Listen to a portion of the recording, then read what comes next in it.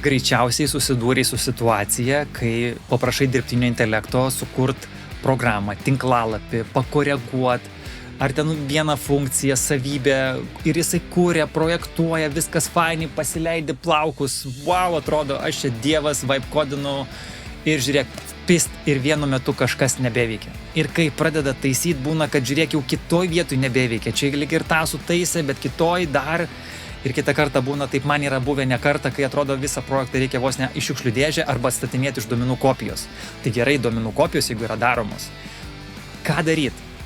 Tie, kurie vibe kodinat, netgi būna kai kurie programuotojai nepilnai naudoja, tai 23 dieną 17:30 bus tiesioginė transliacija, bus taip pat ir įrašas, tai Eimantas Tauklys, Kriptotygas, jeigu kažkam rezonuoja, Mindaugas Žvirblis, Blinking Light, aš Darius Kiaulakis, Miego ambasadorius, mes aptarinėsim apie gitą ir versijavimą. Tokie žodžiai kaip komitas, pušas, brančas, merdžas, stage'as, kad suprast, kas tai yra, ko paprašyti dirbtinio intelekto, kad tai naudojant lengviau atstatytų, surastų, kur buvo klaida ir nebereikėtų praradinėti duomenų.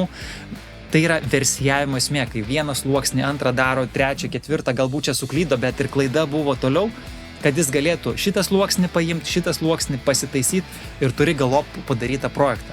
Tai 23 dieną, 17:30, užduok klausimus bremenllm.com tinklalapyje arba dalyvauk gyvai, bus YouTube nuoroda ir užduok klausimus, žiūrėk, jeigu turi ko pasidalink komentaruose, netgi po šio video, kad įtrauktumėm į meniu ir kad žmonės galėtų žinoti ir sutaupyti savo belekiek laiko, turėti daugiau laisvo laiko, mažiau žilų plaukų.